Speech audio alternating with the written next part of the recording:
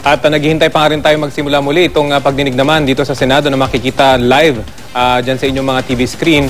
At nagko-confer pa rin itong si Secretary Leila de Lima at itong abogado nitong si Ben Herluy kung ano yung kanilang mga susunod na hakbang. Dahil una lang ang hiniling ni Senator Franklin Drilon na si Secretary de Lima ang magtanong dito kay Ben Herluy dito sa mga sensitibong mga paksa para magkaroon naman ng order at hindi maging magulo itong nangyayaring proceeding ngayon dito sa Senate Blue Ribbon Committee. At banggitin lang ulit natin, no, partner, si Ben Herluy ang unang witness or whistleblower na humarap dito sa pagdinig ng Senado. Although marami silang pinapatawag, hindi lamang si Ben Herluy dahil gusto nga pakinggan ng ating mga senador kung ano ang nais nilang sabihin. At eto mukhang nagsasalita na ulit si Senator Ginggona. Pakinggan natin. Your Honor. Yes, but with the aid also of Attorney Baligod, actually, I'm willing to ask a few questions just to present very clearly the scheme that he was explaining earlier. yes, yes. I can do that, Your Honor, with the PowerPoint and also with the aid of Attorney Baligod. Attorney Baligod is quite conversant about the scheme. Mr. Chair, as the Secretary and the witness presents, can you clarify, ma'am, yung hatian, no? So kung 10 million agency, may napunta ba din dyan sa Secretary or sa Presidente, sa Presidente ng GOCC or whatever, just so that the people will have, kasi yung pag sinasabing 50-50, when we add it up, it's 100%. So 50 ba yun nung parte niya or whatever? Mr. Chairman, maybe they can include that, just so that when we ask questions, malinaw na yan. Mr. Chairman, point of order. Yes. As I understand it, it was Ben Herluy who was testifying about his personal knowledge. A suggestion was made for direct examination to be conducted by the Secretary. Now, the Secretary and Attorney Baligod will be making a presentation. As I understand it, Mr. Chairman, yung alam ni Secretary de Lima, personal sa kanya. Yung alam ni Attorney Baligod, personal sa kanya. So we seek a clarification kung magte-testify si Secretary de Lima about the chart, basing it on Ben Herluy's testimony. Madam Secretary? The way I understood it, Your Honor, is that the suggestion of the Honorable Senate President is that if I may ask questions to the witness, to Mr. Ben Herluy, to further clarify what he was talking about earlier. So it's not, definitely is not based on my knowledge, personal or otherwise, because I have no knowledge about this. It's just, I'm just going to guide the witness. But the chart, Madam Secretary, was prepared by who?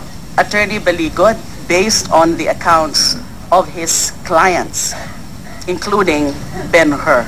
To abbreviate it, Madam Secretary, Mr. Chair, may I inquire whether today or after you filed the case, I'm sure Mr. Loy has executed an affidavit already.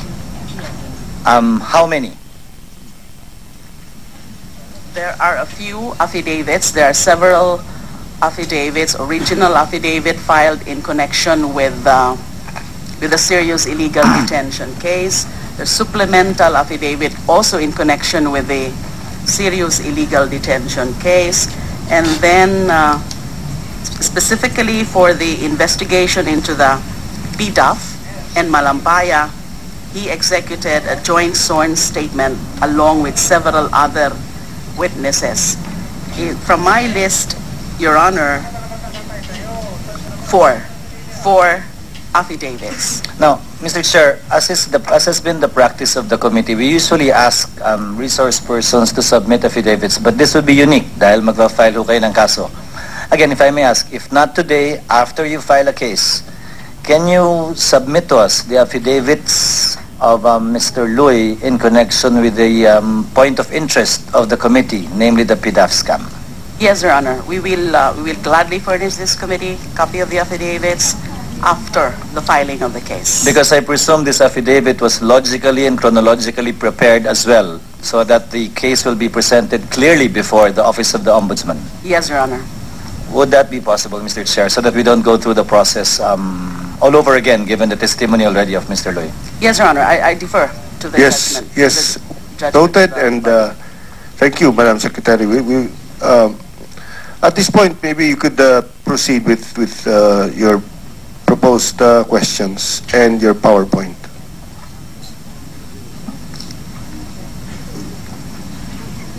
I yield, Mr. Chair, Madam Secretary. Again, Papa-explain ko lang po ng husto yung Apo. sinabi niya kanina through the aid of a PowerPoint. Can we have the PowerPoint? Base po ito sa accounts ng whistleblowers, particularly Ben-Hur.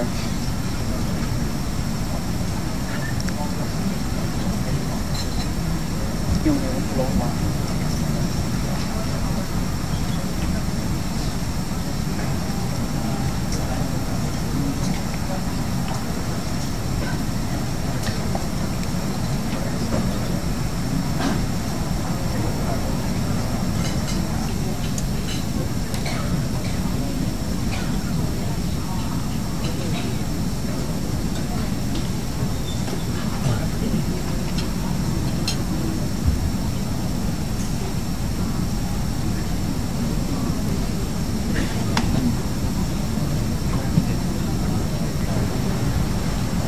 Okay, yan po yung pagpapatuloy nitong pagdinig at nagkaroon lang ng counting break dahil may hinahanda sila na presentation ito namang si Justice Secretary Laila De Lima. Kaugnay pa rin nga dito sa pagtatanong dito sa star witness na si Ben-Hur Luy tungkol pa rin sa kanyang nalalaman dito nga sa tinatawag na 10 billion peso pork barrel scam.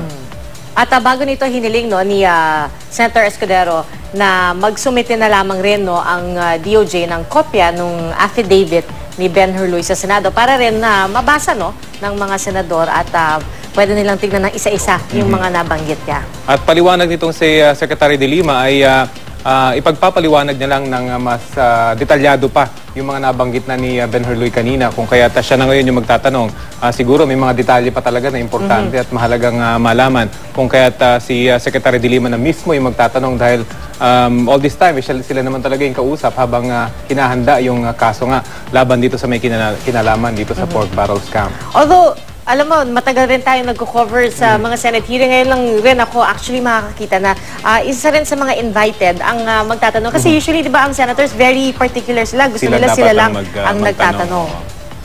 At ito na, nagsasalita ni Secretary De Lima. Pakinggan po natin. Ito yung pagkaka-narrate ng mga witnesses or whistleblowers sa kanilang abogado at inulit din po nila ito nung tinanong din po sila ng NBI in the course of the investigation. As a matter of fact, if I may inform the Honorable Committee, yung meron nga hong question and answer na prepare na yung NBI kasi sila rin ho mismo ay nagtanong sa kanya. Kasama po yun sa mga isa-submit sa ombudsman. Okay. Sinasabi mo kanina, Ben-Hur, yung kung paano ang usapan, paano yung transaksyon o deal na ginagawa ni Mrs. Napoles sa mga ilang mga legislators. Okay. Dati mo na yan in-explain sa amin. Pakiulit, please, yung una, ano muna ang namamagitan. At kung pwede, mag-cite ka ng isang example ng transaction with a legislator, pero wag na muna sabihin kung sino yon. Sige nga. Una po, mag-uusap si Ms. Napoles at saka ang lawmakers. Tapos, ang mangyayari po, ang pag-uusapan nila kung saan po ilalagak ang pondo. So, halimbawa, ang sabi ng lawmakers, meron akong 10 million.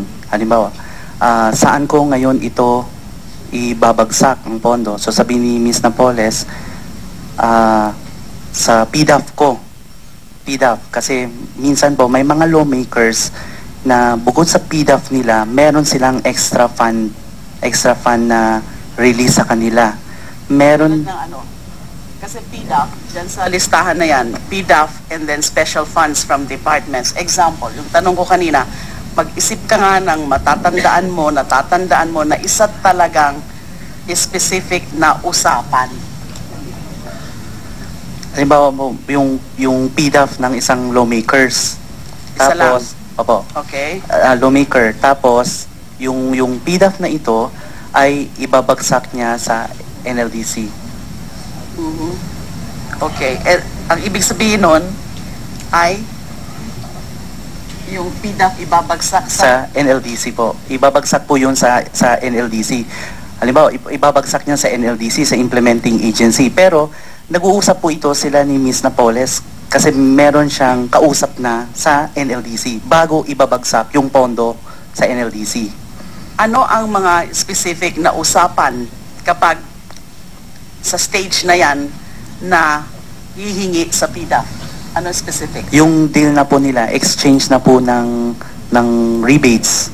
Anong So- ibig sabihin ng number 2 process na yan? So pag Can you move please the pag napagkasunduan na po nila yung pinag-usapan nila, no, ito yung tinatawag na rebates, halimbawa po sa 10 million na project, tapos ang napagkasunduan nila is 50%, halimbawa ho, 50% ang rebate niya, so that's 5 million. Ngayon, paano po magbabayad si just Ms. pa lang Napoles? sa unang usapan, ibig mong sabihin, Ben-Hur, sa unang usapan pa lang nila na wala pa nga yung specific project, mag-uusap na sila tungkol dyan sa partial rebate? Yes po. At Nag-uusap na po sila. Ano ang partihan sa stage na yan? Depende ho. Ang sa deal po nila dito, no, halimbawa sa 50%, minsan nagpapaluwal si Ms. Napoles na parang cash advance partial. So, ang kanyang form of payment niya, it could be in the cash, pwede rin po cheque, mag-i-issue siya sa kausap niya, sa lawmakers. Sometimes po. May pruweba ka dyan na hindi lang pala cash ang nagiging bayaran sa partial rebate? Yes po. Ano ang preba? Yung account number po ng lawmakers na binigay po nila kung saan, itong fund transfer po, na meron po kaming account number ng mga lawmakers. And not only the lawmakers, sometimes po yung chief of staff, na meron kaming account number nila kung saan namin ikikredit o ipapasok o yung pinag-usapan nila. So ikaw mismo, meron kang mga account number? Yes po. Mga kausap? Yes ni po. Mrs. Napoles? Yes po. Either yung lawmaker mismo, senator or congressman? Yes po. Or yung chief of staff? Yes po. Yung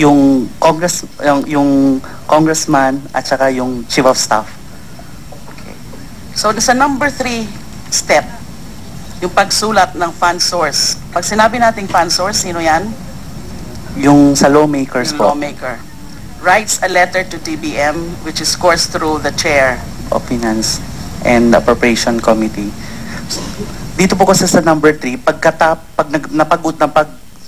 kung napagkasunduan na nila, no, kung saan ilalagak yung pondo, so itong lawmakers na to, susulat po sa DBM na naka-attach na po doon yung kanilang identified implementing agency, identified project description, and the amount kung ano yung napag-usapan nila. Yung next process, yung SARO na, nakalagay dyan. Yes po. Yan ibibigay. Pagkalabas na po yung nasa DBM na. Ibibigay ang SARO. Ang release po ng SARO ng DBM, one is release the SARO to the legislator, and then the other one is to the agency copy. So pag nandun na po sa kanila, yung lawmakers po, magpa-furnish po ng copy sila sa opisina, sa JLN. Para alam nyo na. Yes po. Nandyan na yung pondo. Sino ang nagpa-follow up sa DBM? Si Ms. Napoles po, or sometimes po, kami po mga empleyado. Ikaw mismo may experience ka na ikaw nagpa-follow up sa DBM? Yes po. May mga kausap ka doon? Yes po. So may mga kilala ka na? Yes po. Next. So, ang susunod, kinento mo na rin yan kanina, ay pag nandyan na yung SARO, i-release yung balanse. Yes po, yung the remaining 50%. Ito na po yung full payment na tinatawag namin po.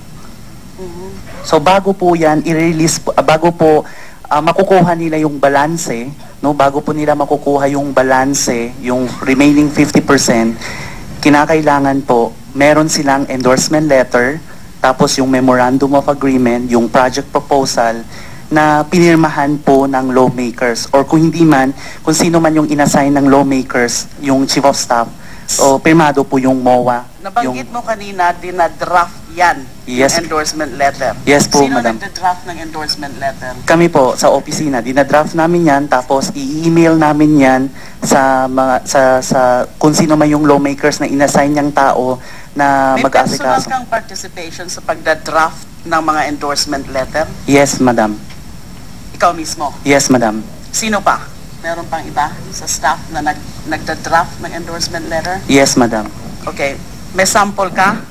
Yan po yung draft letter. Tapos isasalang na lang po yan sa letterhead nila, sa letterhead po ng lawmakers. Pero nasa sa So kanila paano na po nyo yun. pinapadala yan dun sa opisina ng lawmaker?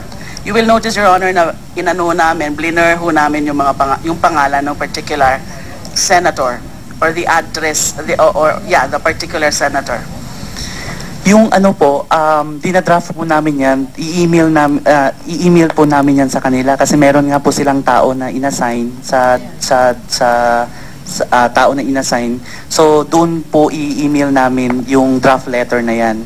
Tapos pagdating po doon yung draft letter, syempre isasalang po nila yan sa letterhead nila. Papalitan na lang po nila konti or may revision na lang yung content ng pag-endorse or pag-designate ng foundation. Okay. Medyo ata malabo yung pagkaka-flash dyan. Although sinadya naman talaga natin na wag ipakita yung pangalan ng senador, yung opisina kasi, no? So iano lang natin for the record, ano, maikli lang naman itong sulat na ito. Pwede bang basahin mo? Ito bang sample na ito, ikaw mismo nag-draft niyan? Yes po, madam. Okay. Pakibasa. This has reference to the allocation of the 25 million pesos covered by Special Allotment Release Order Number ROCS-08-013447 dated January 31, 2008, which has been released to your department for the implementation of the livelihood projects in various municipalities as per attached Annex A. So doon po kung ano man yung mga the identified municipalities, nilalagay po yun. And then, our office has designated the People's Organization for Progress and Development Foundation, or the POPDF, a duly registered non-government organization as your conduit in the implementation of the said project. In connection therefore, may we humbly request your good office to assist and facilitate the processing of the documents for the smooth implementation of the said projects at the soonest possible time. Okay. Thank you very much. Itong foundation or NGO na ito, People's Organization, sorry, Your Honor. Itong NGO na ito, People's Organization please- for Progress. Please speak close to the mic. Sorry, Your Honor. May nababanggit dyan na NGO, People's Organization for Progress and Development Foundation, Inc. Anong foundation ito? Anong NGO?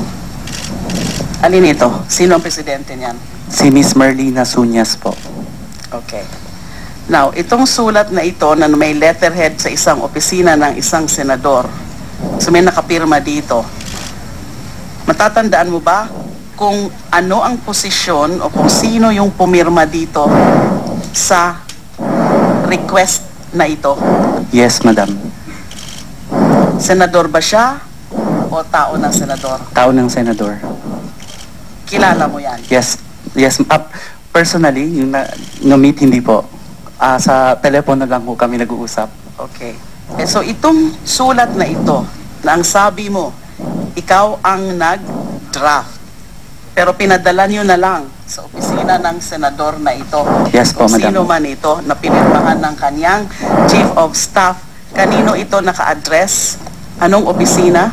Naka-address po yan sa implementing agency po. For example, sa NLDC, naka-address po sa President, kay Miss President Gondelina Amata. Kung sa NLDC po. Ito, sa pagkakatanda mo, ano sorry. kaya ito? Ano kaya ito? Alam ko po sa may yan, sa, okay lang, sa NABCOR. NABCOR. Yes po. Okay, can we go back please to the PowerPoint? So, meron ng ganong endorsement letter Yes from po. the office of the particular senator identifying yung selected NGO na sabi mo nga kasamahan nyo. Yes po. Tapos meron itong Memorandum of Agreement and Project Proposal. Yes po. Sino ang gumagawa ng Project Proposal at Memorandum of Agreement? Ang Memorandum of Agreement po, ang gumagawa po ang agency. Kasi meron po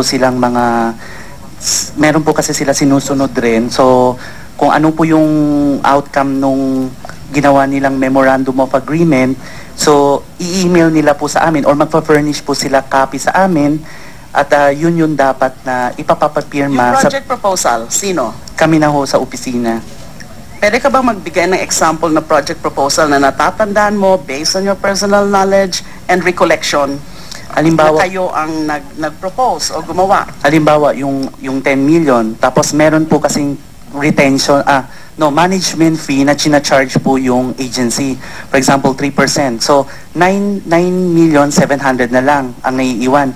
So, yung 9,700,000 na lang, yun po ang ipapurchase namin ng items or yung goods. So, for example, Example of goods or example of items, yung actual na ginawa nyo. yeah, yung sa Project proposal. sa isang agency po, yung kanina po na nag-transa kami, yung agricultural packages, ay kung ano man yung 9,700,000, ang usually po ginagawa namin, 9,700,000 divided by the total number of packages, halimbawa 36,450, I think, kung yun, no? 36,450. So kung whatever lumalabas doon, yun yung number of beneficiaries na nakalagay doon. So sa project Yung MOA, proposal. Yung MOA, may sample ka ba ng ganyang MOA? Yes po, meron pong MOA. Can we show it, please? Again, we should not show the name of the legislator who signed the MOA. By the way, anong MOA? Sino pumipirma sa mga MOA? Ang sa MOA po pumipirma ang presidente, ang Presidente ng presidente po ng NGO. Tapos yung kung Kayo sino yun, po no? yun, yes po. Kung sino din po yung inassign ng lawmakers or sometimes po yung mismong lawmakers. So sa case ko, meron po ako, meron pong lawmaker siya mismong pumirma. Sa ano naman po sa implementing agency, yung presidente po ng implementing agency. Sila po yung nag-affix ng signature doon po sa sa MOA. Do we have a sample? Ayaw. Cannot read. Cannot read. Okay. Pero we were supposed to show again a sample copy of a MOA. And in fact, nandun yung pangalan ng senator na meron kayo. Yes, MOA madam. example. Pero sa MOA po, nakalagay po doon in behalf of the office. So nag-a-assign sila kung sino man yung tao. Nakita na? Careful. Alright. Now, alam mo, Benhur, ang talagang gusto malaman ng committee at siyempre ang tao, yung paano talaga napupunta yung pera sa legislator based sa usapan with Mrs. Napoles. Okay. Kasi po sa una may pinag-usapan na sila, 'di ba po, sa verbally agreement. So nagbabayad, may partial advance na hinihingi po yung kausap niya or binibigay na po ni Miss Napoles. So dahil may deal nga po sila doon, madam. So ang nangyayari po, so may partial release na si madam doon. So and then pag pagdating po ng pag-submit ng program or listing, nabubuo po yung 50% doon sa kung ano man yung pinag-usapan nila. So yun yung 50% upon listing. So halimbawa po, 10 million ang project, 5 million. So 5 million ay nakaalat na siya sa lawmakers. So dahil hindi po yun lahat may ibibigay kasi may condition po. 50% program, pag nag-submit na po sa DBM at ni-receive ito ng DBM, magbabayad na po ang opisina, si Ms. Napoles, sa kausap niya. Or sisingilin na siya ng lawmakers yung 50%. So yun yung tinatawag namin ng listing na ni-receive po ng DBM. Now, the remaining 50%... Kung halimbawa, para Opo. lang talagang malinaw, Benhur. Halimbawa, yung SARO, yung amount ng SARO is how much? 10 million. So 50% no, nauna na. Yes po. Nagbayad na po sa kausap niya. So naiwan na lang is 5 million. Okay, pagdating nung SARO, Pagdating po nung SARO, magbabayad siya ng the remaining 50%. So 5 million. So kasi ang flow po nito, hindi po natin aantay kasi ang nangyayari po, 'di ba? 10 million, 50% na ibigay na po sa kausap niya. Now, pag dumating na po yung SARO, tapos few weeks lalabas na po yung NCA. Ngayon, lalabas po si Miss Napoles kasi liquid siya. Meron siyang ibang pera pagkukuhanan na pwede siya magbayad doon. Magpapaluwal siya ng advance. So, ang nangyayari, magpapaluwal muna siya ng advance. So, yung 10 million po yun, pag lumabas na po yung notice of cash allocation, so, good as cash na iyon eh. So, after nun, magbabayad ang agency. For example, regardless kung ito ay tranches, basta yung buo na nabayaran na, pag nabayaran na po ang NGO, so yung pera na yun, madam, ibabalik po namin yun kay Miss Napoles kasi nagpaluwal na po siya ng advance. Ngayon, kailangan po siya magbabayad sa kausap niya sa implementing agency. So, magbabayad, dun manggagaling. Yes po, doon. Opo, pagkabayad po sa NGO, doon magbabayad po siya. Hindi siya nagpapaluwal ng advance. Pagka nasingil muna, doon siya magbabayad ng pinag-usapan or sa agency na 10%. So ang may advance lang ay yung lawmaker? Yes po. At in-explain mo na repeatedly na yung iba, cash? Cash po. Sila mismo kumukuha? Yes, sila po kumukuha sa opisina, kinukuha nila yung pera. May mga iba, may instances naman po na pinapahatid namin ang pera doon sa bahay ng kausap ni Miss Napoles. At ang kausap ay? Ang Chief of Staff or yung nabanggit mo rin na yung rebate na yan ay through the banks also? Yes, madam. At may katibayan ka nga? Yes, madam. At sinabit mo na sa NBI yun? Yes, right? madam. Okay. And maybe further... Yun. Pag nakuha ng cheque, i-deposit na sa foundation. Pagka-withdraw, isasoli na kay Miss Napoles yung pera kasi sa kanya yung pera na yun eh. So, yung liquidation po, paano yun? Dahil magli-liquidate kami sa agency, isasubmit na namin yung liquidation na prepare kasi yung mga suppliers sa kanya din naman yun. So hindi po yung nangyayari na foundation magbabayad sa supplier. Hindi ganun po. Pagka-withdraw ng foundation, remit kay Miss Napoles. Tapos magsasubmit po yung mga resibo ng office na binuo ni Miss Napoles, isasubmit namin yun sa liquidation. So kung i-check po yung bank accounts. Siguro Benher yung mga nagtatanong din sila, yung sinabi mo kanina na meron ka ring mga bank accounts, bank account numbers. Yes, madam. Mga kausap. Yes, madam. Meron po akong bank accounts ng mga kausap ni Miss Napoles. At ito ay sinamit namin sa NBI. And may I inform also the body that the validation of those transactions we expect to get from the ongoing bank inquiry of the AMLAC. Pwede po ba ako mag-complete, madam? You want to confirm? Okay. Meron din po, from the foundation, i-credit sa bank accounts ng lawmakers. So meron din, from the foundation account, i-credit sa account ng Chief of Staff.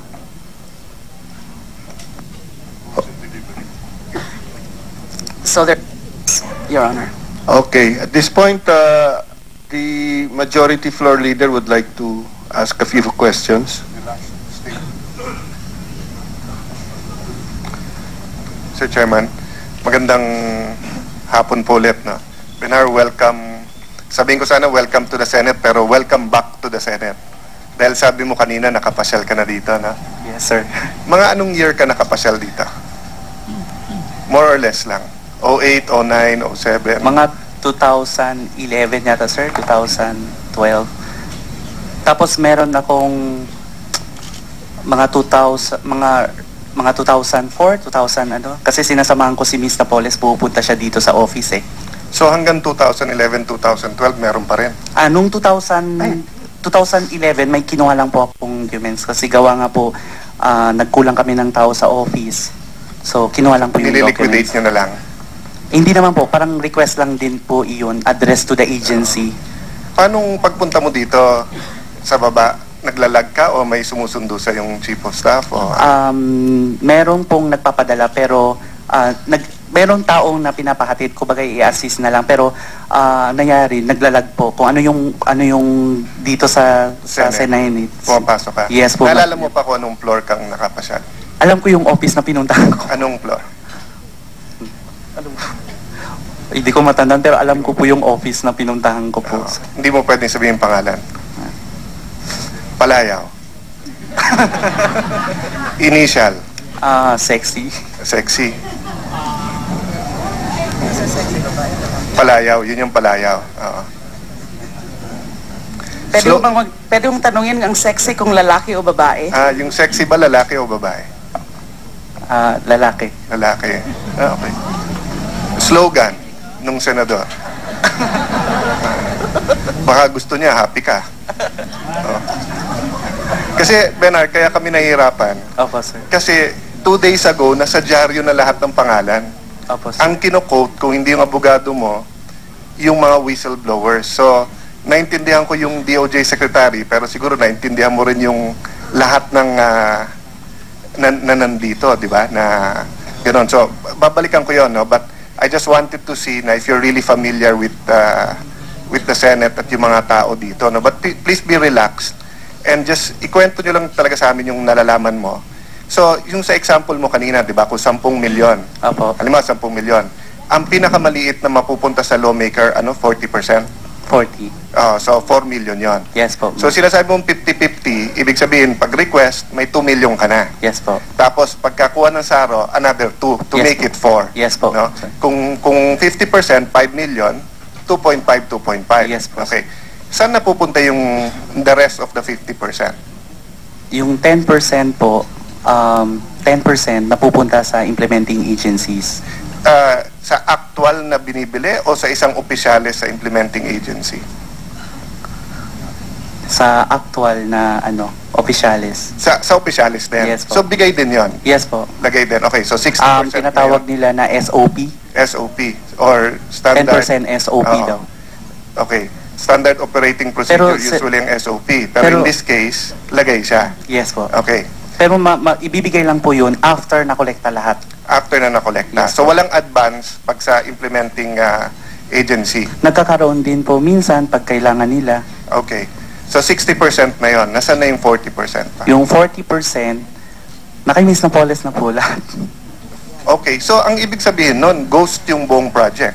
Yes po. No? Na zero ang napupunta sa... Kasi di ba kung halimbawa kung sasabihin mong 20% puhunan, Yes po. kasi binili talaga ng seeds o ng kit, edi merong delivery yon. Kaya Yes lang under delivery. Yes Pero po. ang pagkaalam mo, marami dito ghost deliveries. Kasi tumutugma yun sa sinabi ng COA Yes po. na yung ilan ay nagsabing wala silang natanggap at all o ghost yung Meron din bang yung lang under delivery? Meron din po.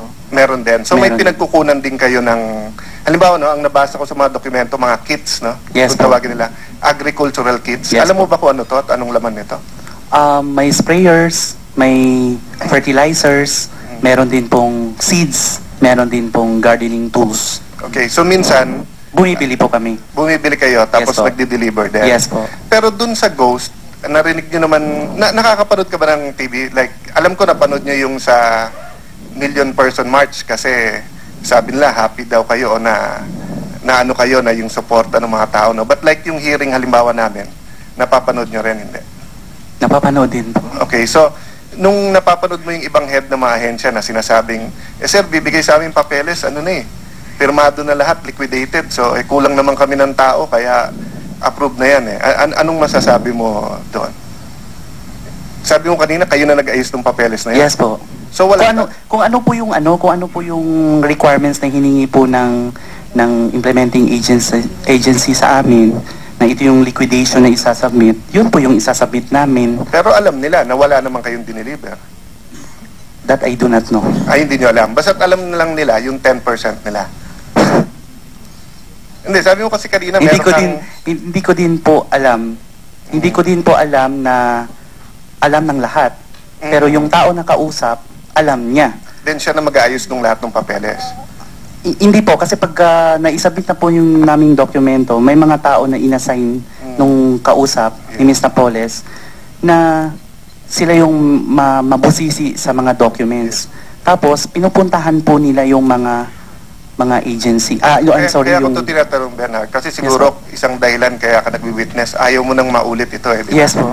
Pero nakita ko kanina, sabi mo, hindi lang naman to sa PDAF eh, sa ibang special fund. Yes po. At tapos sabi mo rin kanina, nasunog yung ibang foundation sa fertilizer scam. Opo. Eh ang fertilizer scam, regular na pondo ng Department of Agriculture, di ba, noong 2004 or 5 or 6, di ba, 2004, no? So ibig sabihin, hindi lang sa PDAF nangyayari ito. Opo. Ibig sabihin, pwede din magkaroon ng ghost at ganito kalaking lagayan sa regular na pondo, no? Opo. Kaya ako tinatanong, kasi nung huling hearing, para bagang kompleto naman ang dokumento. Lahat naman nakapirma. Opo.